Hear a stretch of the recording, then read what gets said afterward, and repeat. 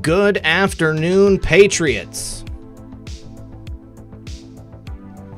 And welcome to the final edition of Quarantime. As always, I'm your host, RP. Joining me live in the studio is my good friend and co-host, M3. And we've got a special guest who's also going to be joining us. And you'll see that in a moment.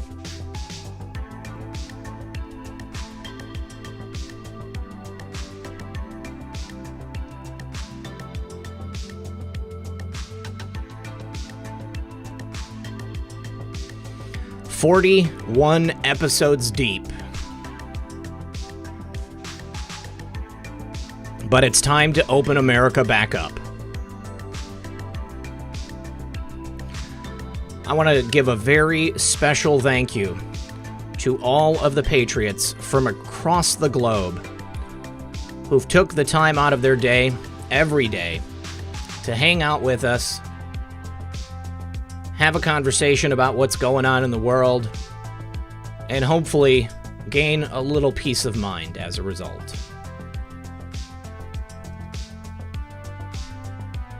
Thank you to all the mods.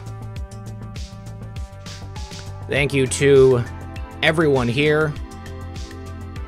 Especially thank you to my best friend, Methods.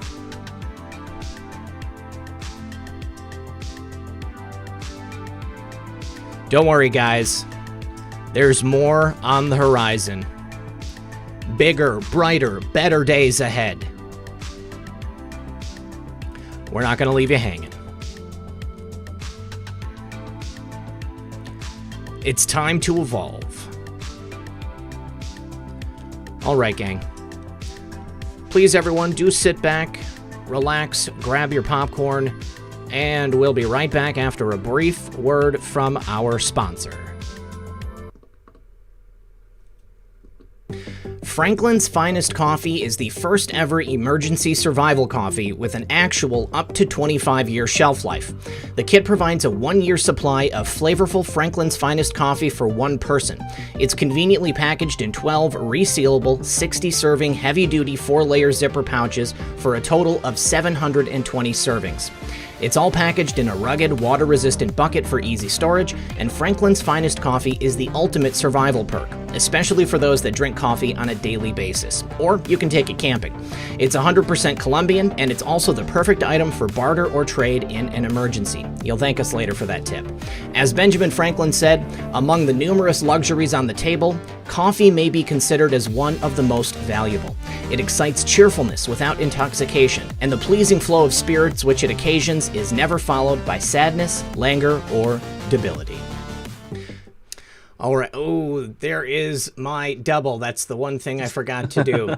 All right. Well, it wouldn't be a day in Quarantime without seeing real Red Pill clone on the screen there. Methods, how you doing today, buddy? Man, I'm doing good. I mean, it's a bittersweet day for us because we've enjoyed doing this 5-day-a-week thing. But, you know, we wanted to end it on a high note and then obviously transition to the new stuff that we're going to do. So, man, I'm doing good. How are you doing? I am excellent. You know, I mean, you make an excellent point there. I mean, there's nothing worse than a television show that has outlived its usefulness. And, you know, you watch the writing, it takes a dive, you know, maybe the actors aren't having a good time. And now it's time for us to open up America. And as such, it's time to evolve the show and go into something different. As you can see, guys, we've got a special guest here in the studio with us today. White Hat is here. What's up, White Hat? Hey guys, how you doing? I feel so honored to be here. Thank you for the quick invite. You're very welcome, man. Glad to have you here. We almost had a bit of an emergency there, Methods. I was pulling up the weather live radar to see if there was another torrential storm going over your place, but what happened? Right. We're about to start the show. About 2 minutes left. It's typically when I remind you to turn off your clone. Yes. So I'll take the blame for that one, guys. But yeah, I mean, it's the second time this morning that I've had just my internet crash. So I don't know what it is. I just reset it and got back. Glad time. Thank you, White Hat, for jumping in. I know you're about to cover for me, but I appreciate it, man. And I really enjoy that you're here. Yeah. You know, what better way? Because, I mean, we talk every day. You're one of our really good friends. So thank you, White Hat, for being here. Hey, man, no problem. You guys are my best buds, and Love you. you know, I feel lucky to be here because you guys have really done everyone a service, like you really have. A lot of people are better off, you know, that you guys made the decision to go every day and put that energy into what you do, and it's really helped a lot of people, I think. Well, I know I certainly appreciate it. And it looks like from the chat, we've got somebody who has never caught an episode of Quarantine. Somebody named Last Hope. Last Hope, I don't know if you're a subscriber, if you just popped in because you saw this was live on YouTube. But this has been our daily show during the lockdown so that we can keep people entertained, bring a bit of positivity into their lives, and also cover the news from a certain perspective of logic and reason. Now, I just need to say thank you to Live Free or Die. He says, hello, Quarantine family.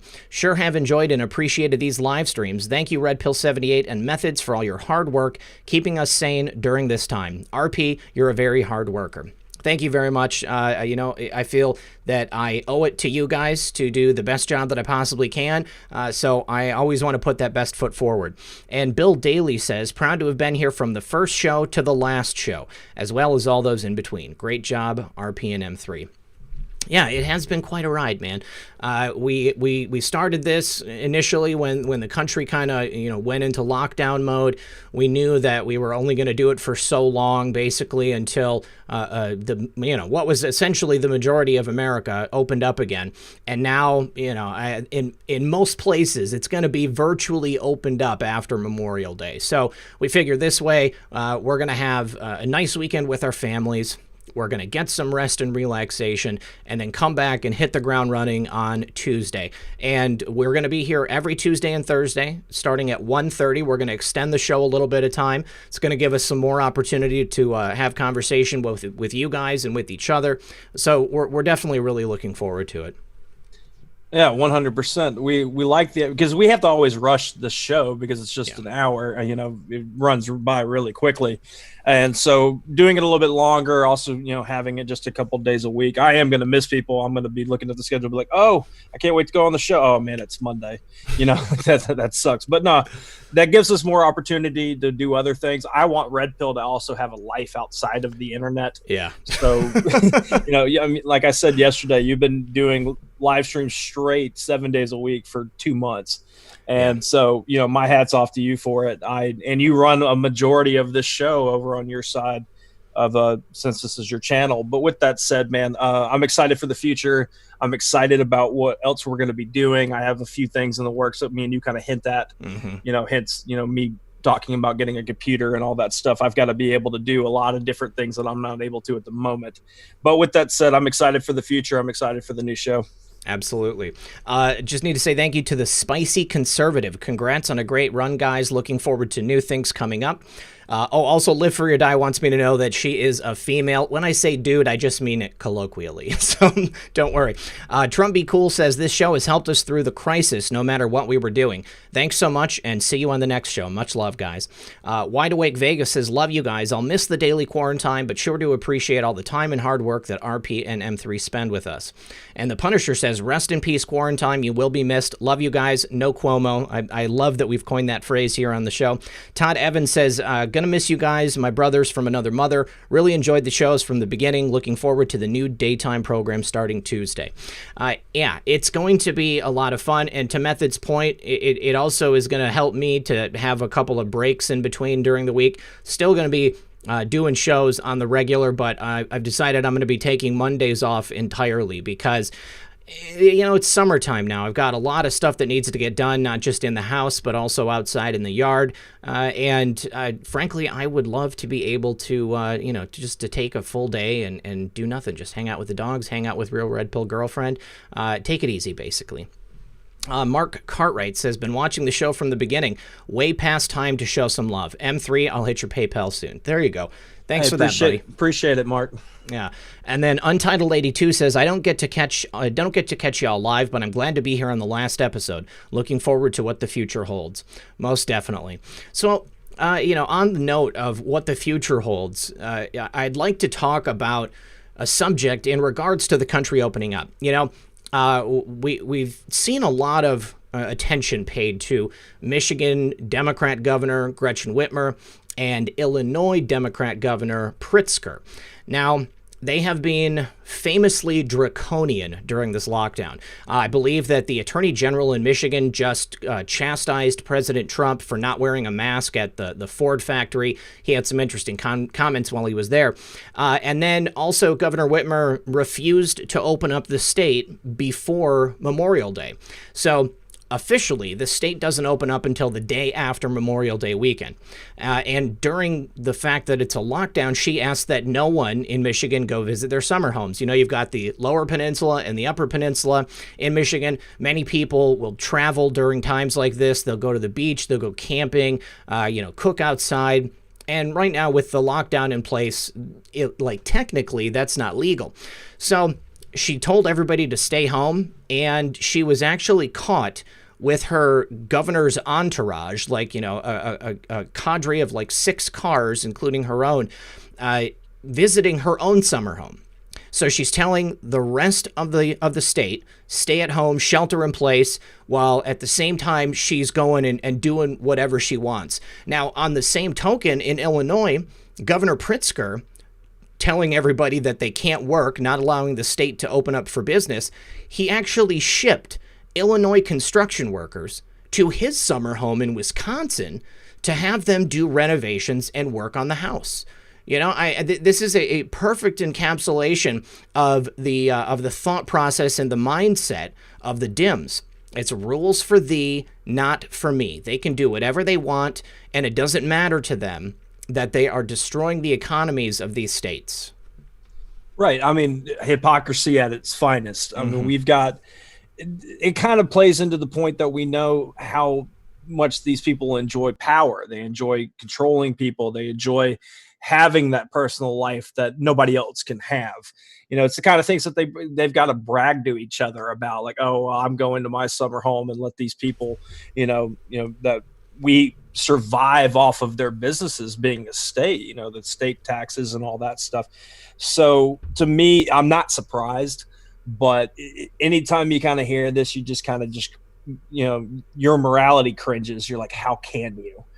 How can you be this type of person? But yeah, what do you think, White Hat? Yeah, it just reminds me of like a socialist, communist, sort of setup.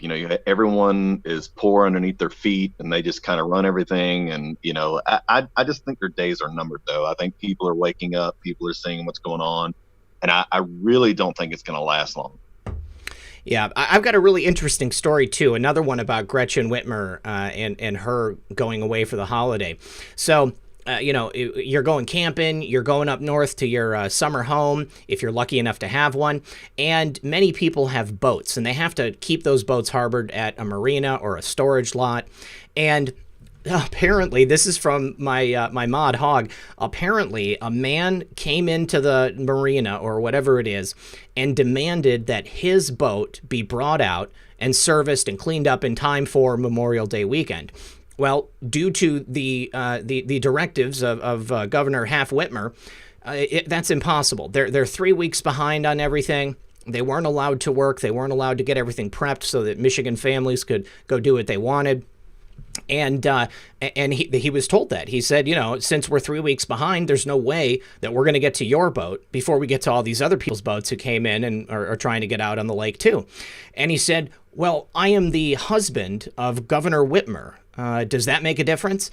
And this guy told him that, yes, definitely it makes a difference. And he pushed him to the back of the line. No, you're not going to get special treatment just because you're a Michigan governor's husband. It's ridiculous.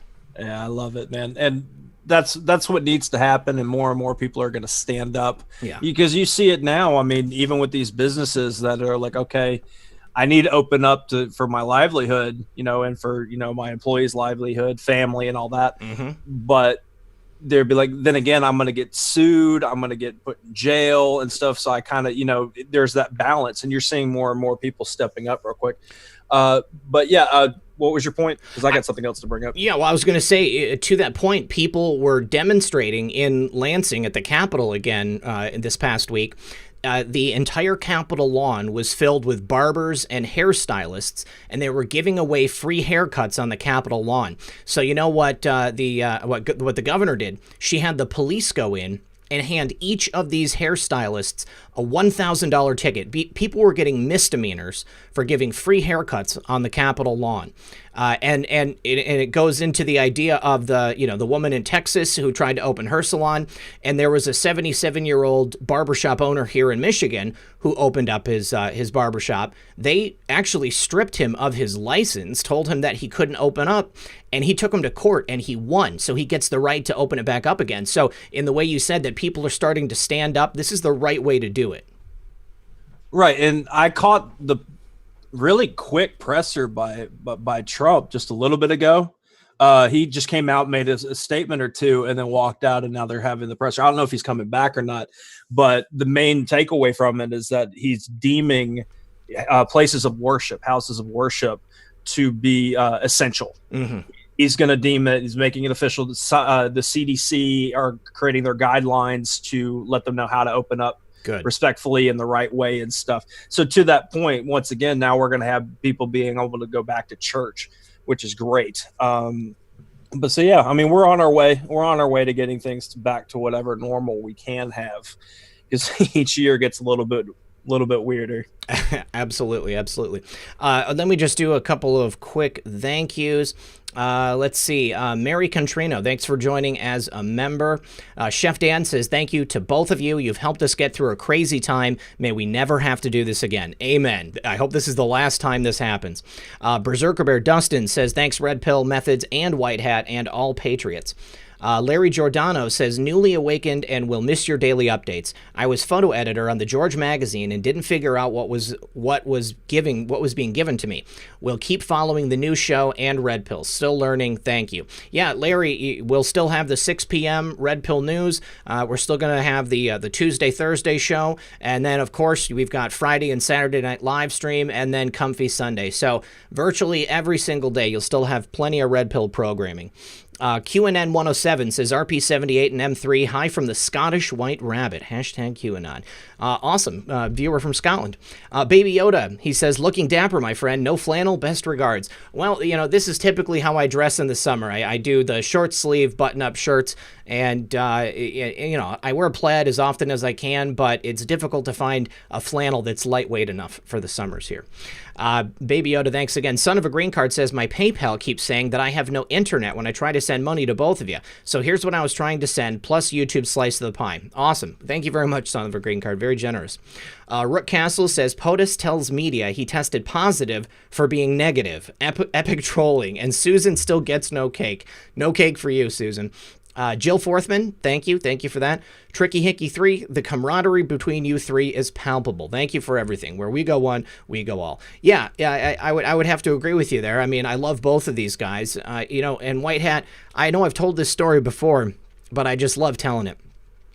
Because White Hat reached out to me like right when I was first starting up. I hadn't done a ton of shows, and I didn't think that I was anything, particularly amazing. And the idea that you, as someone with an insider's perspective, would reach out to me just floored me. And I want you to know how much that meant to me and how much I appreciate our relationship, our friendship ever since that day. Oh, brother, I love you like a brother from another mother. Mm-hmm. Man, I tell you what, I knew from the start that you're a good guy and your heart was in the right place. I knew that this movement was going to be something big, and it was true, and it felt good in my soul. And man, I tell you what, I've never regretted it. You guys are awesome. Thanks, brother. I told you. My real Red Pill girlfriend keeps telling me not to cry. Miss Sue says, Paine's Angel put out a video last night with a young black man going against AOC and laying it out raw about the Dems and how they don't care and hate us and the USA. Highly recommend it. Well, I think that's an excellent time to segue into our next story. Methods, Joe Biden appeared on The Breakfast Club and was interviewed by Charlemagne this morning. And it was, just another typical Biden gaffe fest. What happened? Right. I mean, Biden was Joe Biden, basically. They were signing off on the show. I listened to like the last few minutes to catch context because the clip I first saw was was just the statement that he made.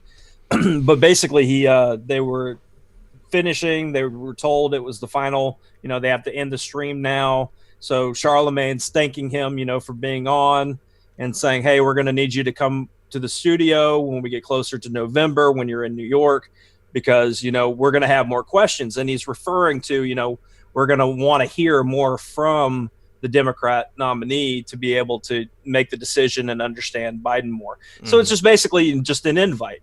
And Biden goes straight to, saying, well, if you basically saying that since I don't even know how to say this correctly, pulls the race card.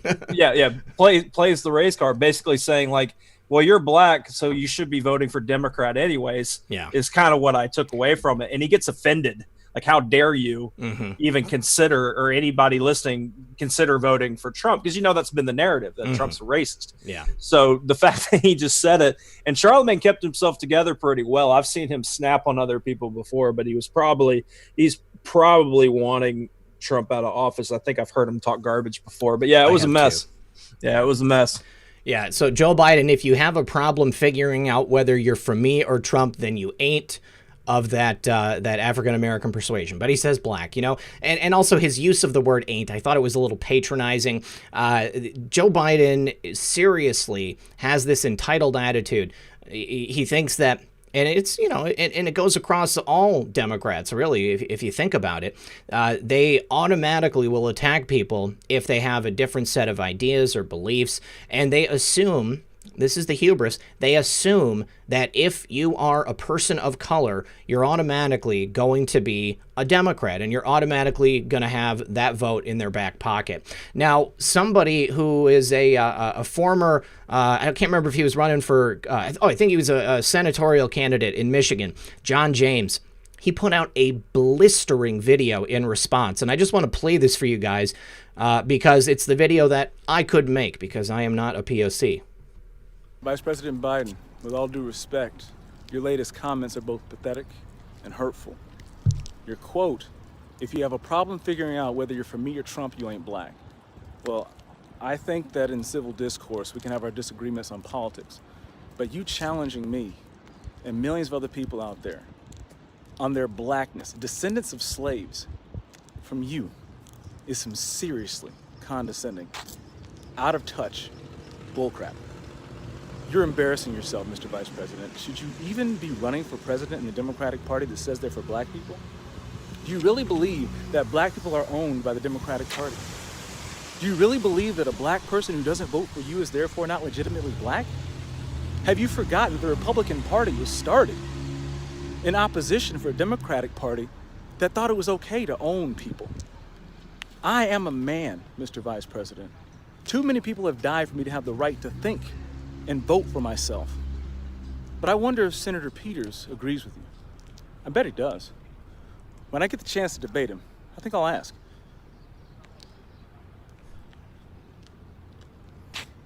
You should think long and hard about what you said and what it means. And also, your use of the word ain't. You should also make sure you carry hot sauce in your purse next time. Hot sauce in your purse. That was just the most epic burn. John James is right. It was condescending, it was belittling, and it was just a ridiculous thing for Joe Biden to say. I mean, here's the thing. Every time I hear Joe Biden say another ridiculous gaffe, I keep thinking it can't get any worse, but it continues to. Right. I mean, there's been fair arguments that he's faking it, but I just think that it's just very convenient that he is going this senile. Just me. That's what I think. What do you think, Whitehead? Yeah, I mean, it's amazing to me he hasn't caught on, or someone hasn't told him, hey, by the way, you have a movement of black Republicans, like Candace Owens and others that are completely awake and aware to the kind of bullcrap he just pulled. And I think it's just very, very embarrassing. And I mean, and then imagine if he pulls in Stacey Abrams, which, is right on par in that racism. I mean, it's just going to be unbelievable. It's a head scratcher. Yeah, I mean, that is something that I've often wondered too. I mean, where are his handlers? We know he has them. We know that he has people which are, their sole purpose is just to make sure he doesn't make comments like this. But I mean, I don't know. Is it that he's not smart enough to realize the ridiculousness of what he does and what he says? Is it that these people are unable to control him? Or is it truly that he is that senile and he's unable to even, formulate a rational thought? It always just comes out in the worst possible way. Right. And I see some people asking for the John James clip. I'm dropping the tweet now in the chat. Okay. Awesome, dude. Thank you. Let's see. I need to say thank you to Miss Sue. Oh, thanks again, Miss Sue. Red Pills Warhawk says, I want to love the deep state to pieces. Seriously, I have a kilt and a tomahawk. Love conquers all. You have to be a special type of man, and I mean that in a good way, to be able to pull off a kilt. So Red Pills Warhawk, good on you. Red Tail Hawk, a.k.a. Jorge Mouse, G. James, thank you very much for that, buddy. Shannon Templeton, sorry to be so sad that quarantine is over. You young men have been the best thing during this unsettling time. You have become like family to me. Well, Shannon, don't forget, we are still going to have other shows that you'll be able to join us on. And our hope is that quarantine is no longer necessary because your state will have opened up and allowed you to start going out again and feeling like a human being, traveling around your town, supporting local businesses, just getting back to life. So in honor of us, you guys, please make sure that you do that. Make sure that you get out into the world, support your local businesses, and help bring this economy back to full steam, because that's what we need as a country. Ursula1111 says, RP and M3 are my go-to guys. Thank you for you. Hubby and I are setting up Who is Q Table Memorial Day in Old Town Roswell, like Roswell, New Mexico. If anyone is close, please come say hi. Alpharetta Highway and Canton Street. All right, I only know of one Roswell, and that's in New Mexico. Well, that sounds like Georgia. Georgia? Okay. Is Roswell in Georgia? Anybody? Yeah, there is a Roswell in Georgia. Okay, all right. Yep. So ZooQ Review says, you guys are awesome, much love, and kind of in that way. So kind of Cuomo. Lady Cobra 3, she says, I can't do what you guys do. This is my way of helping the warriors who work so hard for all of us. Thank you very much, Lady Cobra 3. Night Train Nancy P. Quarantine was epic. Thanks for the daily conversation from the madness. Looking forward to the Red Pill Method 2.0. Cheers, guys. P.S. For Awakened Patriots, parents going forward, 86 trophies, add spankings. Yeah, that's great. You got to discipline your children, just because if you don't, then they'll grow up to be, a lot of what you see nowadays. XRP Ness, have you discussed the death of the Black Pope, Adolfo Nicholas, in Tokyo? Pope has a bad May. That is an excellent point. We haven't had a chance to discuss it yet. Many people said something about that yesterday. I think this is actually a good thing to talk about now, you guys. So the Black Pope, isn't that the leader of the Jesuits? And it is May, so that would be, bad for the Black Pope. I mean, what do you guys think? Well, I don't personally have much of an opinion because I haven't dug into it. It's on my list. I saw a lot of people talking about it, so it's just something I want to dig into. Yeah. What White Hat, you got any thoughts? No, same here, man. I to be honest with you, I've been chasing Grinnell all day. Okay. Because he's about to drop some shit, so I honestly don't know anything about it. Okay, good. Hey, but to that point, real quick, that White Hat brought it up. I was saving it for when Grinnell got brought up. I found out when allegedly we are going to get Grinnell or Ratcliffe sworn in officially. When is that? They are saying, and this comes from the Last Refuge Twitter, Mr. Ratcliffe will be the first Senate-confirmed intelligence director in 9 months, is set to be sworn in on Tuesday.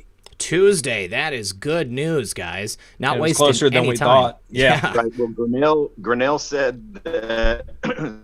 Grinnell said today he has several documents and phone calls that he is releasing, and he actually got in an argument on Twitter with Swalwell, and he blasted Swalwell about being complacent. And it's going to be epic, dude. Yeah, no. If you guys aren't following Richard Grinnell's Twitter, he has no problem giving his opinion. That's great. That's so great. I'm really excited about that. Veronica Nicely, thanks for joining as a member. And Patriot Drummer says lots of closet Dems gonna quietly, secretly vote red. Oh man, I cannot wait to see it, because I feel that there's no possible way that the Democrats can put up any candidate who's going to be able to beat Donald Trump. Now, there's a couple other highlights from the Joe Biden segment that I wanted to pull up. First of all, he said one thing everybody has in common is jail is they can't read. I thought that was reminiscent of the poor kids are just as smart as white kids. I remember that. Kind of along the same lines. But to the point about Joe Biden being, nowhere near the level that President Trump is, I was shocked today when Fox put out a poll showing that Joe Biden was beating Donald Trump. Do you guys have any thoughts on that? I mean, how is that even possible? Clearly, the poll was stacked, in my opinion, and I would imagine that Paul Ryan made the calls. I mean, at this point, how Fox News is acting, they might as well have just pulled their own break room with that. I'm not really happy with the stuff that they're covering on all that stuff. We know that it's fake. There's absolutely no way.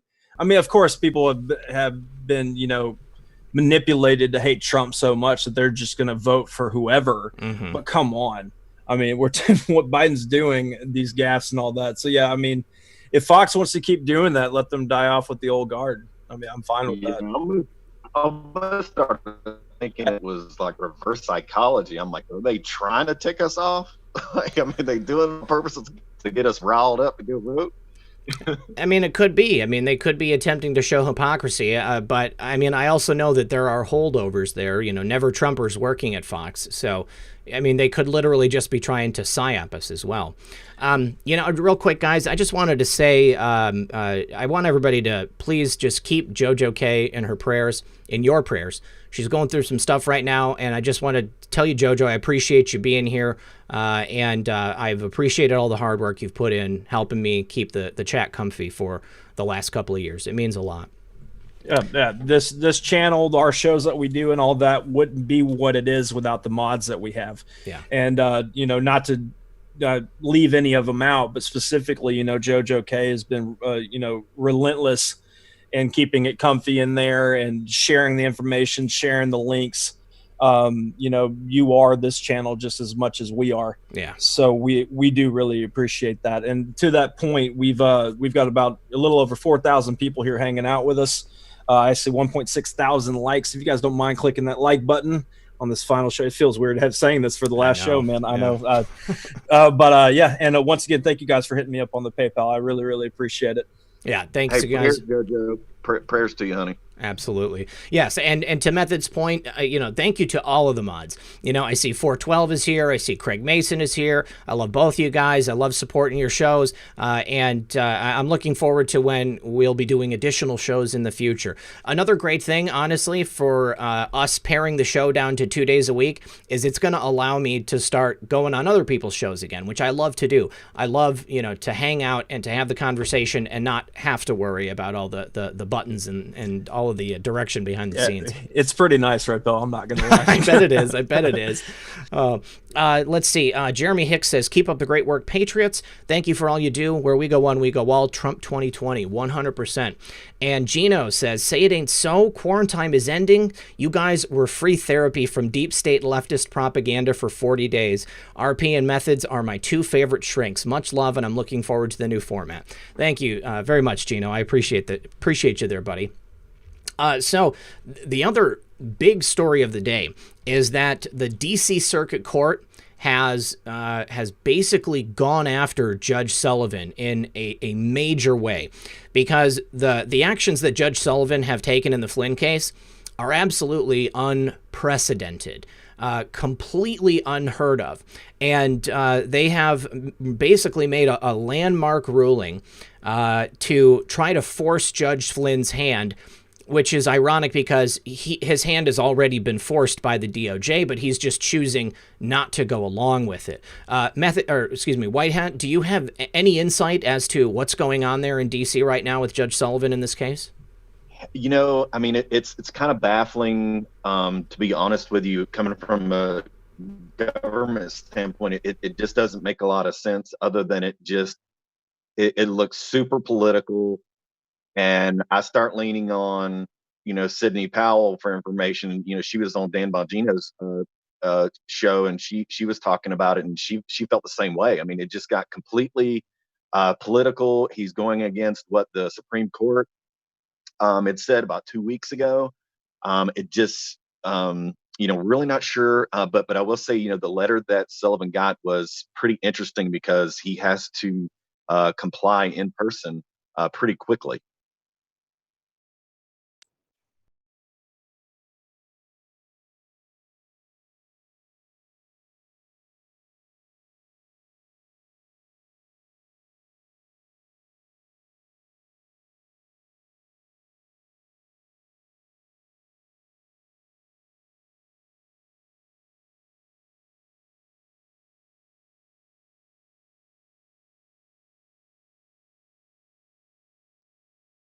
Lord. Sorry, guys. Sorry.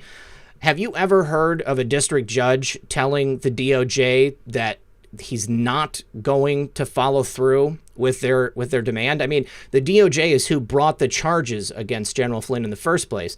If they don't want to pursue those charges, especially in light of the fact that they have produced exculpatory evidence showing that General Flynn did nothing wrong and he was railroaded into taking that guilty plea, it just defies logic that Judge Sullivan is not going to go ahead and do what his boss essentially is telling him to do. Yeah. Go ahead, Methods. No, I just want to make the point that, I mean, it's pretty obvious that part of this play, besides keeping Flynn, basically gagged during all this and just keep messing with this guy because the deep state hates him entirely, is that they're trying to get, Trump to pardon or do something like that to where it helps the narrative that the Sullivan guy, was standing up to this dictator Trump, and, then Trump's people came in and just saved his guy. You know what I mean? Mm-hmm. Like, they're trying to create this narrative, and just you put General Flynn in the middle of it. It's just, I hope when all this is said and done, he just goes scorched earth and just explains every reason why he believes he was targeted, and not just about the stuff that he was going to say or do to the intelligence community as far as auditing their work and all of that stuff. I want him to just say, here's 100 reasons why I think they don't like me and targeted me, and just name them all off. What were you going to say? What happened? Well, I was just going to make the point too. It's think about the lengths that he went to. So he was going to bring in outside counsel to almost retry the case. I mean, and this comes right after Obama, is on his phone call talking about perjury and doing this and the other. It's just, it's so embarrassing. And I mean, to retry a case that the DOJ dropped is just, it's mind blowing. It doesn't make any sense. Now, the circuit court judges that handed down this order, or this writ of order, or whatever it's called, to Judge Sullivan, one of them is named Henderson. He was first nominated by Ronald Reagan and voted against Nadler and the House being able to subpoena White House counsel Don McGahn. There's a judge named Rao. He was nominated by Trump to replace Kavanaugh and also voted against the House overreach against Trump. And then Wilkins, who was a renegade appointee, and he had something to do with the Senate Republican filibusters. So, I mean, I think that when it comes down to it, if it's going to be up to these guys and they're going to hand Sullivan his rear end, then I do think that I do think that Michael Flynn is going to be okay. I mean, clearly it's a fishy decision. It's very unusual that Sullivan is trying to do this. But I think that everything's going to turn out all right in the end.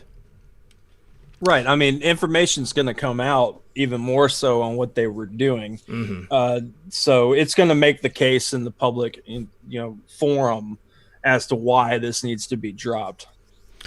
I need to say thank you to Mr. Spock for the last episode. Looking forward to Tuesday. Is there a name for the Tuesday, Thursday shows? Not yet. We're going to come up with it over the weekend. We want to make sure that it's a good one because Quarantine is hard to beat. Patricia Furlong says Gathering Colorado Patriots. Douglas Howell says think mirror with poll numbers. Numbers are correct. Just change the names. By accident, of course. Get Mr. Trump's people to help Canada under attack. Canada is definitely under attack, and I wish that there was more we could do directly. Patricia Furlong again says, ever heard of county judge thinking he has jurisdiction over VA, DFAS, and Social Security? No, I haven't. Mountain Lace, RP, you need a zapper on your mute button.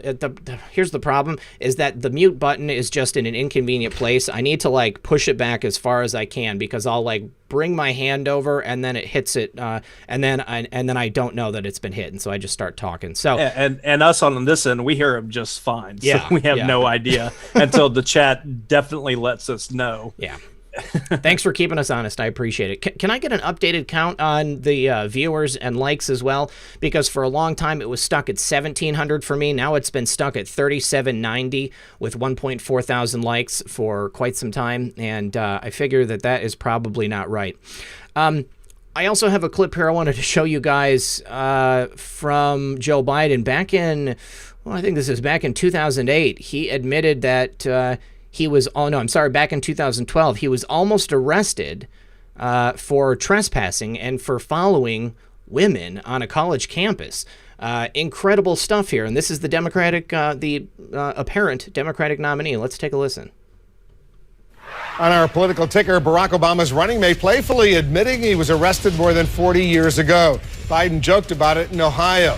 He said he was attending a football game between his university and Ohio University, and he mistakenly followed what he called, and I'm quoting now, a lovely group of women into an all-female dormitory. Biden says an officer quickly stopped him, noting that men were not allowed inside. Biden joked it was only a temporary detention. Tonight's So, only a temporary detention, but I tend to believe that this was not an isolated incident. It seems like this is right in line with Biden's modus operandi. This is the kind of thing he does. I don't know if you guys happen to see the Tara Reid interview, but it's reminiscent. Like he cornered her in a deserted hallway, essentially. Right. I mean, it's not surprising that he would be getting in trouble back in the days for doing that kind of stuff. And I don't believe the excuse at all. I think that he was like, oh, I didn't know that it was, what was it? He said it was a locker room or something. I don't remember specifically what he said, or was it a dorm or something? It was a dorm. Yeah. He walked into a dorm. Yeah. And he's like, I didn't know that I wasn't supposed to be in there. I was just invited. I mean, that's exactly what a creeper should say. I think he was out of college too. Like he wasn't even a student there. That's not surprising. He's like the guy at the gym that stands behind the plant watching the girls work out. Right. Somebody asked if Christopher Wray, Brent Schmidt, is Christopher Wray only acting director? No, Christopher Wray is definitely the actual director of the FBI. He was voted on and confirmed and all that good stuff. Now, whether or not he's going to be acting director, or actual director for much longer, I don't know. I tend to think that with the appointment and now confirmation and soon to swear in D&I Ratcliffe, I think things are going to change, quite a bit. I would imagine that we're going to see some major shakeups. I mean, D&I Grinnell, guy has been a champ, okay? He's been an incredible asset to the administration, an incredible asset for America. And now with D&I Grinnell coming in, D&I Ratcliffe coming in, I see bigger and better things. He's been there since the beginning, He's always been a part of trying to expose this stuff. And I think with him in the lead position at the ODNI, it's going to be the best possible scenario we could have. Yeah, I don't see him being around for the Trump's second term. I don't see it happening. No.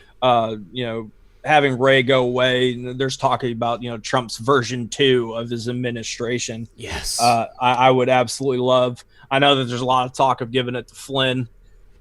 which would be cool. But to me, FBI Director Grinnell just sounds great.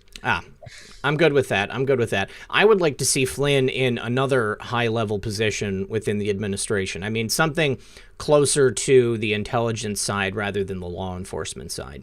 Right. It would. I don't mean to cut you off, but it would do justice if he was appointed like the CIA director. Yeah. To just take it down. Just to literally take it apart piece by piece because of what they did to him. Yeah. I mean, I think that is going to happen. I mean, specifically with the posts that we've had in the last couple of days, and I talked about this in my video last night. I mean, all of the movements that I see, and President Trump's goal from the time that he took office was to dismantle and retool the intelligence community, and specifically the clowns in America. I think that we've started to see that. With the renewed focus, with that spotlight, the laser pointer that's been shined on the clowns in America, it's going to get a lot worse for them. And the revelations of just how incredibly tight they were with the organization and the direction of what happened with Spygate. I mean, obviously with Brennan being the quarterback, I think that we're going to see some major changes. And, maybe it's going to be Gina. Maybe it's going to be Gina Haspel that does it. Maybe somebody else is going to get put in there and that's going to be done. But I think that we have to have just ridiculously strong reforms taking place at the clowns in America, because from all the evidence we're seeing, they're acting completely outside of the bounds of their charter. They are an illegal agency as of this point, and they've basically been behind the entire coup to try to remove President Trump. Let's see. Hey guys, sorry, my mute was on. No, go for it.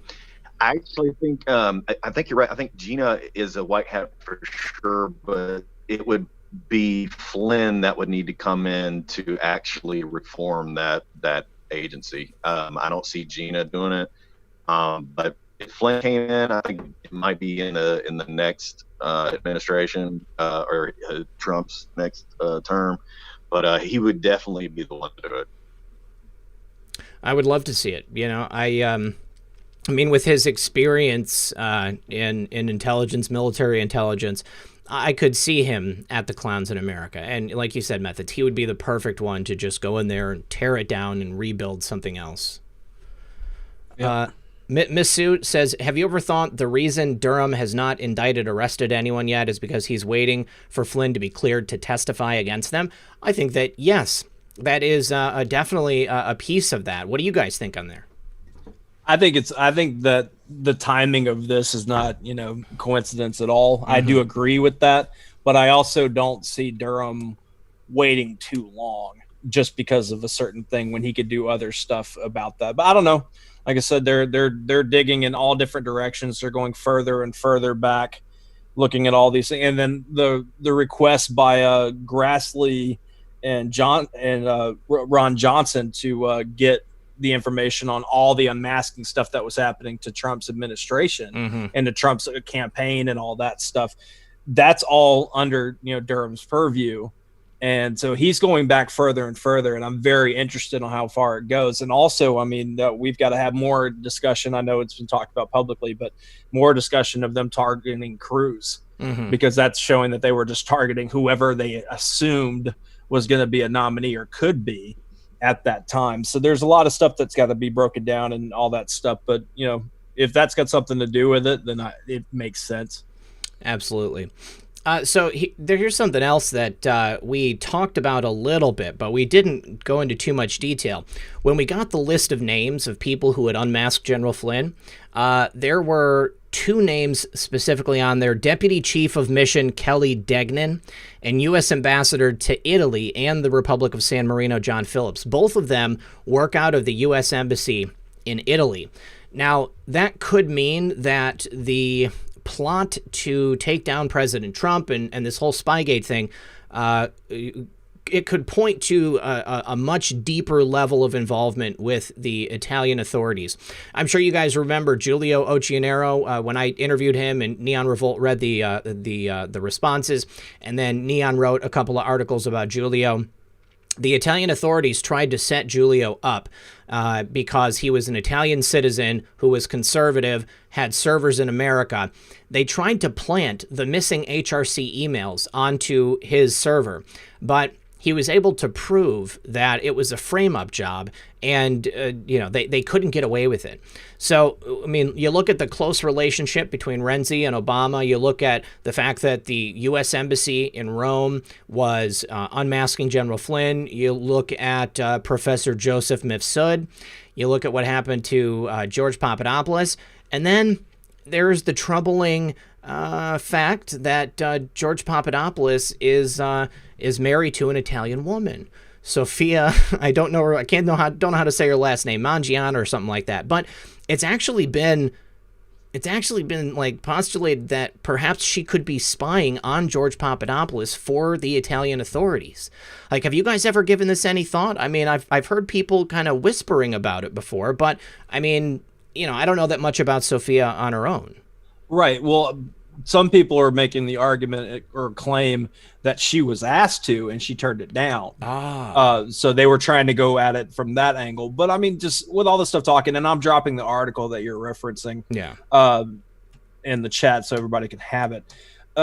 You've got to know that Italy played a major role in a lot of this. This international spying, this setting up people in other countries. Why did they have to set them up in other countries, right? Mm-hmm.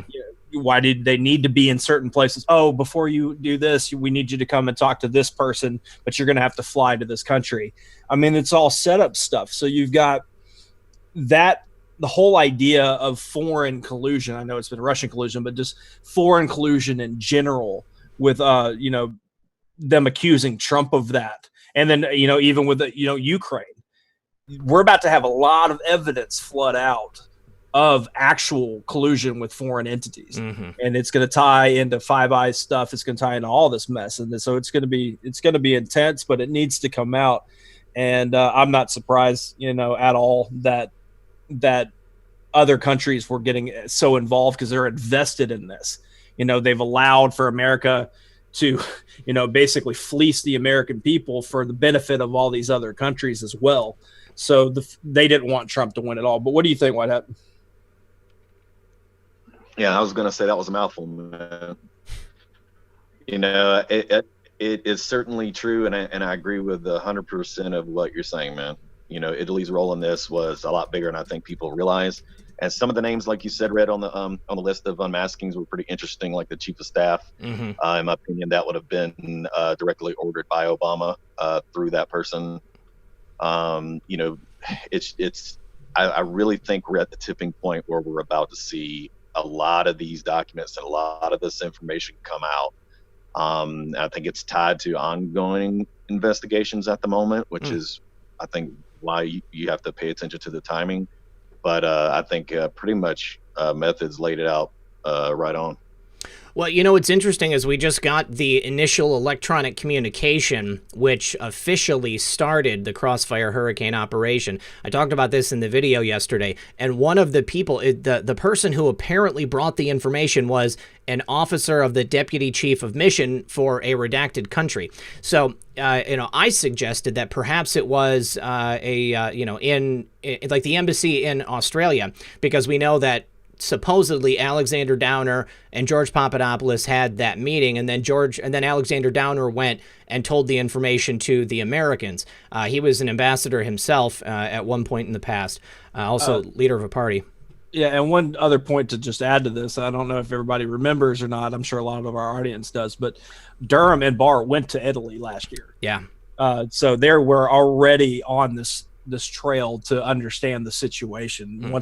Even though we're talking about this stuff now, doesn't mean that it's happening in real time right now. They're already, diving into stuff like White Hat says, typically, news that we get is 3 months behind.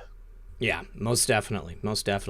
So, I mean, it's looking more and more likely that Italy played just more of a massive role than people have maybe been led to believe.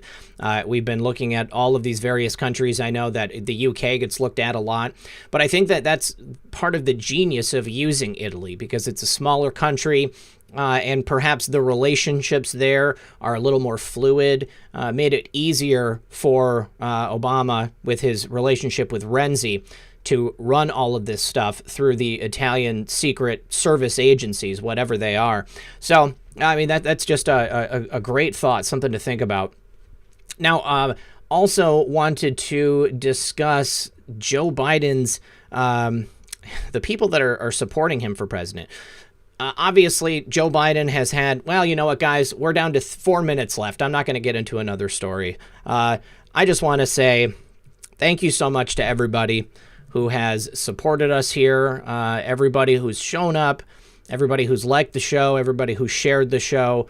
Thank you, Methods, for agreeing to do this with me and starting a different chapter in our lives and in this show. It's meant a lot to me. It's been a lot of fun, and I can't imagine having done it with anybody else, brother. Man, I appreciate it for sure, and don't cry like your girlfriend said. Yeah, man, we've had a lot of fun. It's been great. This is a bittersweet moment, wrapping all this up. But like you said, I couldn't imagine co-hosting with anybody else. I like going and guesting on other people's channels and stuff. It's great, but at the end of the day, I probably couldn't tolerate that many people 5 days a week. But with that said, I'm excited for everybody who, hung out with us. We really appreciate the support. And like you said, sharing the show and all that. So, yeah, exciting times ahead. Really looking forward to the new show. We'll give details on the first show on how that's going to be slightly different format. And like you said, we're going to be starting a half hour earlier, Tuesdays and Thursdays. So that'll be 1:30 p.m. Eastern. And very exciting times. But hey, man, why don't you real quick let everybody know who you're having on this weekend? Tonight is going to be Zen Garcia. We're going to be talking about the Book of Enoch. Very, very interesting. And then tomorrow, Professor Aaron von Drager is going to be on. He's a professor basically 40 years ago. Left the education complex basically because he saw what was going on. He's been a researcher of the Cabal for all of this time, and he's going to be here to talk about his perspective and the changing landscape as he's watched it over the last 4 decades. So it's going to be very interesting. And then on Sunday, we've got Comfy Sunday, and I believe that I know who's going to be on, but I want to just check the calendar to make sure that I'm not messing it up. We've got... Jim Watkins is going to be here from 8kun.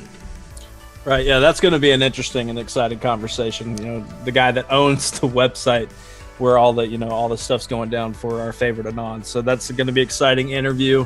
Yeah. And then we've got a couple really great ones after that on Comfy Sunday. So it's exciting times, man. A lot of great stuff to look forward to in the future. And as soon as I get like my rig and stuff set up, which really what's stopped me at this moment is, finding things because of all this shutdown stuff. Right. Finding everything I need and how long and stuff. But I mean, I'm going to get it taken care of here shortly and get everything going. And we'll just be creating new, content and entertainment, if you want to call it that, for everybody, and just keep going on in the future, man. We're going to have a very exciting time coming up. And thank you, White Hat, for being here. Yes. Hey, guys, I appreciate it. Yeah, best guest to have on.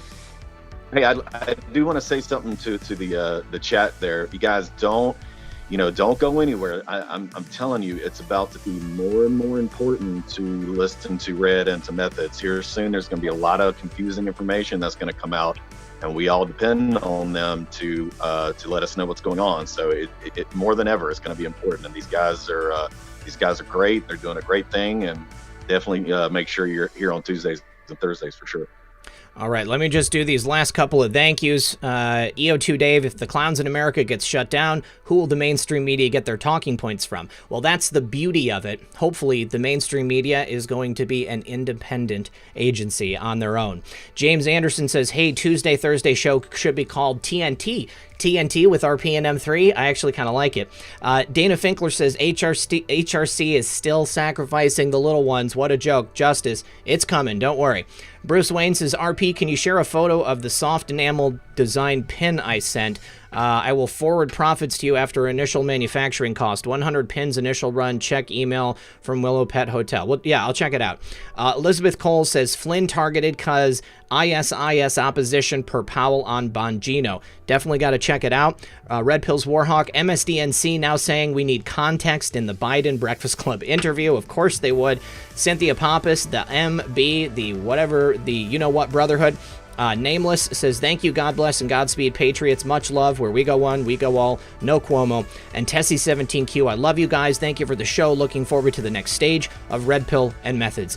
Thank you, White Hat. Thank you, Methods. Thank you to the audience and the mods. We love you guys. I'll see you tonight for Friday Night Live Stream, and we'll be back next Tuesday at 1:30 p.m. Eastern Standard Time.